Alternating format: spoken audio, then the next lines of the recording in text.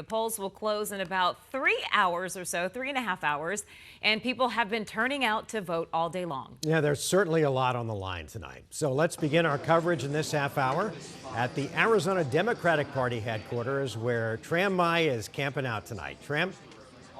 That's exactly right. Mark and Caribe, we are here at the Hilton Phoenix Resort in North Phoenix, and this is where the Democratic Party is about to get started. Now, of course, the big key storyline here is for the Democrats to flip control of the state legislature. They want control of the House and the Senate, which is currently being controlled by Republicans. A couple of the key races that really has gotten national attention, of course, the U.S. Senate for the Senate race between Ruben Gallego and Republican Kari Lake. Another key race that is being watched is the U.S. House to represent CD1. That is between Democrat Amish Shah versus incumbent Republican David Schweikert. Now, doors open here at the Convention Center at the resort in about 2.5 hours. Let's give you a lay of the land here.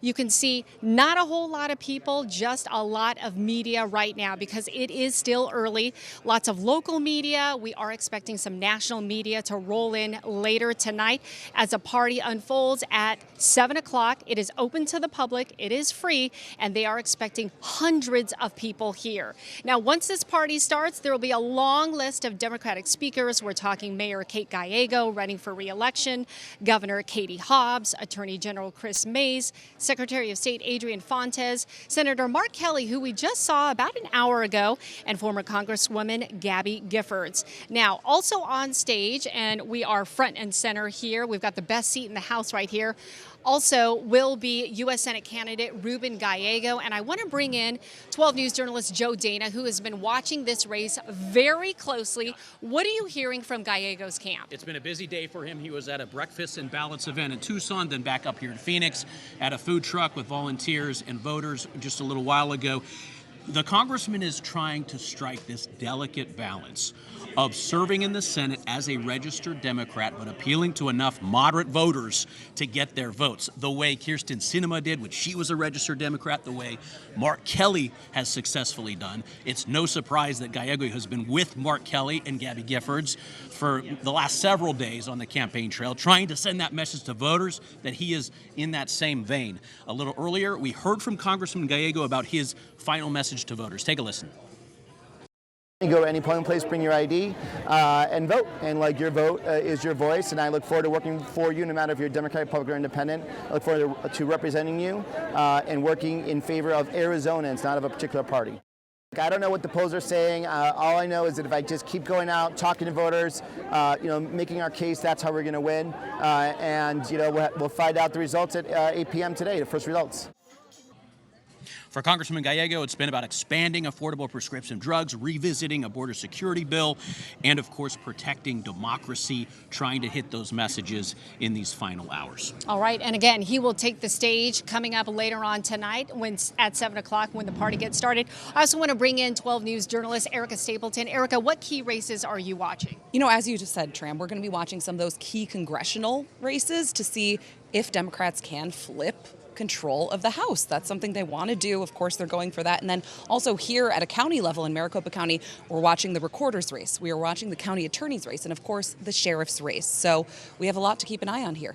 All right, we've got live team coverage for you coming up later on tonight at 7 o'clock when the party gets started. For now, live in North Phoenix, we'll send it back to you. It's quite the team out there. Erica, Tram, and Joe live there with the Democrats. Okay, now we're going to go to 12 News journalist Bianca Bono, who is following the Republican side of things for us. And Bianca, I know you heard from Kari Lake earlier today. What did she have to say? Yeah, guys, good afternoon. It's been a busy day for Kari Lake and her campaign team, and they certainly are feeling very good about their chances to win this race. Last night at her election eve rally up in Prescott, Kari Lake said she felt very encouraged by the number of early voters, and today she said she was confident in the number of in-person voters turning out on Election Day. We caught up with her earlier today out in Mesa at the Mesa Convention Center. It's a polling location in Mesa, and she was there to accompany her son Leo as he cast his vote in person. Kari Lake actually voted early in this election. She pulled up in her campaign bus after visiting some other polling locations in Arizona this morning.